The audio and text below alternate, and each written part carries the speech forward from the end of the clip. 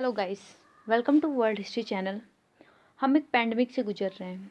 ऐसे हमें health sector और मेडिकल इंफ्रास्ट्रक्चर को लेकर हमारी पहली हेल्थ मिनिस्टर राजकुमारी अमृत कौर को शुक्रिया अदा करना चाहिए। आज भारत में medical research, treatment, innovation etcetera जैसे डेवलप्ड होने के पीछे प्रीमियर इंस्टीट्यूट का हाथ है। इंस्टीट्यूट ने ऐसे डॉक्टर दिए जो आज हमें इस क्राइसिस में सही रास्ता दिखा रहे हैं। आज का वीडियो है हमारे देश में मेडिकल साइंसेज के प्रीमियर इंस्टीट्यूशन यानी all India institute of medical sciences यानी एम्स के बारे में।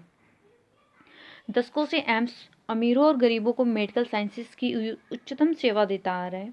जो लोग प्राइवेट हॉस्पिटल में ट्रीटमेंट नहीं करवा सकते हैं, वो भी यहाँ इस उम्मीद से आते हैं कि एम्स उनके सारे दुख दर्द खत्म कर देगा।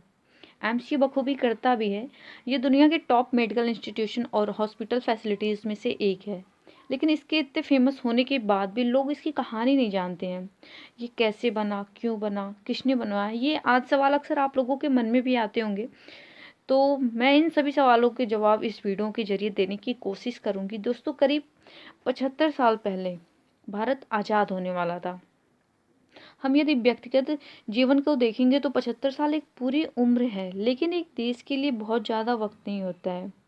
ब्रिटिशर्स करीब 200 साल पहले राज करने, एक्सप्लॉयटेशन करने और लूटने के बाद इंडिया को डिप्राइव्ड कर ही छोड़कर जा रहे थे। ऐसे में इकोनॉमिकली, सोशली, इंटरनेशनली यानी इंटायरली इंडिया को कोप अप करते हुए बाकी देशों के साथ चलना था। लेकिन ये सब तभी होगा जब देश में एजुकेशन के प्रीमियर इंस्टीट्यूट होंगे और वे यंग जनरेशन को ऑलराउंड फैसिलिटीज़ के साथ साथ पढ़ाई का मौका देंगे। इस सेक्शन में मेडिकल साइंसेस एक बहुत ज़रूरी पार्ट था। एम्स के बनने पर बहुत बड़ा श्रेय हमारे पहले हेल्थ मिनिस्टर राजकुमारी अमृत कौर को जाता है।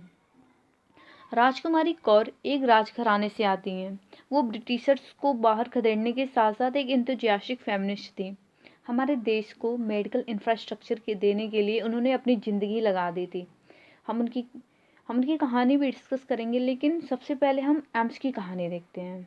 18 फरवरी 1956 का दिन था।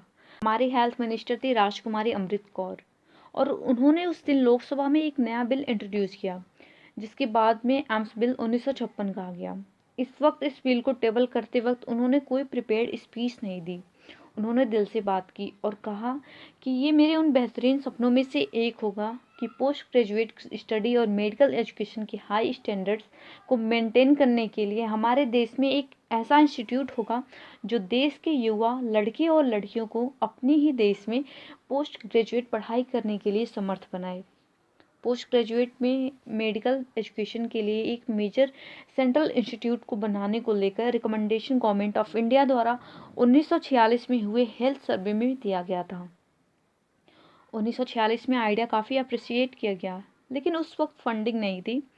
अमृत कौर को 10 साल लगे और उन्होंने इंडिया के number 1 medical institute of hospital के लिए फंड्स इकट्ठा कर ही लिए। लोकसभा में कौर की बातों पर गंभीर और अच्छा डिबेट हुआ। ये डिबेट लोकसभा में 18 से 21 फरवरी 1956 तक चला और फिर राज्यसभा में उसी साल 3 से 9 मई तक ये डिबेट चला। पार्लियामेंट्री रिकॉर्ड्स बताते हैं कि ये डिबेट करीब 800 पेजेस का था, लेकिन ये एक सक्सेस रही और बिल को दोनों हाउसेस ने पास कर दिया। इसे एनेक्ट हुआ the all India institute of medical sciences act 1956 और साथ ही साथ जन्म हुआ एम्स का। आज पैंडमिक में देश के इस अपेक्स मेडिकल बॉडी का अक्सर चर्चा होती रहती है।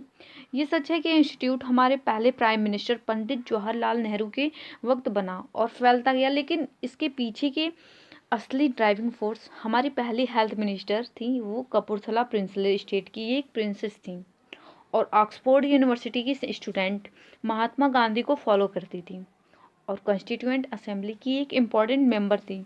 लेकिन उनकी कहानी केवल इतनी नहीं है, वो बहुत कुछ थी। चलिए देखते हैं अगले सेक्शन में। Who was Rajkumari Amrit Kaur. Rajkumari simple living और हाई थिंकिंग में बिलीव करती थी। 2 फरवरी 1889 में 1889 में कपूरथला प्रिंसेस के छोटे भाई राजा हरमन सिंह के यहाँ पैदा हुई। राजकुमारी लखनऊ में पली बढ़ी थी। लखनऊ से ही उनके पिता ने फैले हुए अवध स्टेट को संभाला था, जो रॉयल परिवार का था। वो 7 भाइयों की अकेली बहन थी। इंग्लैंड के डॉर्सेट में शेरवान स्कूल फॉर गर्ल्स में स्कूलिंग के बाद से ही वह एकेडमिक्स में अच्छा कर रही थी। वह स्पोर्ट्स में भी अच्छा खासी रुचि रखती थी और स्कूल की हॉकी लैक्रोस क्रिकेट टीम की कैप्टन थी। स्कूलिंग के बाद कौर ने अपना कॉलेज एजुकेशन ऑक्सफोर्ड से किया और 1918 में अपने देश लौटी। उनका इंडिया में वापस आने के वक्त ही नेशनल स्ट्रगल की शुरुआत भी हो रही थी, जो आगे चलकर राजकुमारी की जिंदगी का एक अनसपरेबल पार्ट भी बन जाने वाला था। हर रोल इन इंडिपेंडेंट स्ट्रगल। दोस्तों, जब वो इंडिया आई थी उसी दौरान रिप्रेशन रोलेट एक्ट के खिलाफ डिसकॉन्टेंट और गुस्सा पंजाब के लोगों में फूट रहा था और अमृतसर वायलेंट राइट्स में फंसा हुआ था। ये राइट्स सिविलियंस और ब्रिटिश रूल्स के बीच हो रही थी। इन्हीं कारणों से मार्शल लॉ इम्पोज हुआ। अब ब्रिटिश गवर्नमेंट के कर्नल थे रेगनल्ड एडवर्ड हैरी डायर ने भयानक जलियांवाला बाग मेसकर किया। ये अप्रैल 1919 की बात है, जिससे एंटी कॉलोनियल प्रोटेस्ट आग की तरफ फैलने लगी थी। इसी साल कौर गोपाल कृष्ण गोखले से मिली, जो उनके पिता के दोस्त और इंडियन नेशनल कांग्रेस के एक इन्फ्लुएंसर मेंबर थे। गोपाल कृष्ण गोखले थे वो एक सोशल रिफॉर्मर थे, जिन्होंने servant of India society establish की थी, जो अनप्रिविलेज को सर्व करती थी। उनके डेडिकेशन को देखकर कौर डीपली इन्फ्लुएंस हुई और प्रिंसेस ऑफ कपूरथला ने नेशनलिस्ट मूवमेंट को ज्वाइन कर लिया, जिसके चलते वे एक डेडिकेटेड सोशल एक्टिविस्ट और फ्रीडम फाइटर बनी। उन्होंने बाद में कहा भी था कि मेरे अंदर भारत को विदेशी ताकतों से मुक्त करवाने की आग को उन्होंने ही हवा दी है। यहाँ पे उन्होंने से उनका मतलब था गोपाल कृष्ण गोखले। गोखले के द्वारा ही कौर महात्मा गांधी के बारे में जानती हैं और गांधी जी के विजन से प्रभावित होती हैं। फ्रीडम के लिए लड़ते लड़ते प्रिंसेस 1926 में ऑल इंडिया वुमेन्स कॉन्फ्रेंस की स्थापना करती हैं, जो महिलाओं के अधिकार को लेकर अपनी तरह की पहली संस्था थी। इसके ऑर्गेनाइजेशन के जरिए कौर ने कई पॉलिटिकल और सोशल इश्यूज पर काम किया, जैसे पर्दे का खात्मा, चाइल्ड मैरिज का खात्मा और देवादासी सिस्टम का खात्मा, और भी बहुत सारे काम उस वक्त हुए। वो फ्रीडम स्ट्रगल में अपने रोल के साथ साथ कई सालों तक गांधी जी की प्राइवेट सेक्रेटरी रहीं और फ्री इंडिया की पहली गवर्नमेंट में उन्हें हेल्थ पोर्टफोलियो मिला। वो एक हिम्मती महिला थी, जो धरना हो या जेल जाना हो किसी भी बात से नहीं डरती थी। एडान फ्रांचीज के एडवोकेट और महिलाओं की पॉलिटिकल पार्टिसिपेशन को लेकर काम करने वाली कौर पॉलिटिकल फेयर में महिलाओं के रोल पर बहुत भरोसा करती थी। कौर 1945 में भारत के ऑफिशियल डेलीगेशन की सदस्य बनकर यूनेस्को कॉन्फ्रेंस में लंदन भी गई थी। 1950 में वो वर्ल्ड हेल्थ असेंबली की प्रेसिडेंट इलेक्ट हुई। ये असेंबली वर्ल्ड हेल्थ ऑर्गेनाइजेशन को गवर्न करती थी। वो पहली एशियन थी जो इस प्रेस्टिजियस पोस्ट तक पहुंची थी। एम्स को लेकर उनका सपना 1946 से शुरू हो ही चुका था। ग्लोबली रिप्रेजेंट करने से उन्हें एम्स के लिए New Zealand, Australia, Sweden, West Germany और यूएसए जैसे देशों से मदद भी मिली। प्रिंसेस आज मलेरिया के खिलाफ डेडिकेटेड कैंपेन के लिए याद की जाती हैं।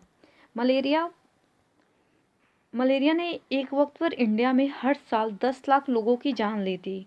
1955 में एक एस्टिमेट मुताबिक मलेरिया के खिलाफ कैंपेन ने रूरल इंडिया में करीब 4 लाख जिंदगियां बचाई थी, जो बिना मदद के जान गंवा देते। उन्हें कौर ने बचाया। इंटरेस्टली इन्हें कुछ ही लोग जानते हैं कि उन्होंने स्पोर्ट्स की दुनिया में भी इंस्ट्रूमेंटल रोल प्ले किया है। उन्होंने पटियाला में नेशनल इंस्टीट्यूट ऑफ स्पोर्ट्स को सेटअप किया है।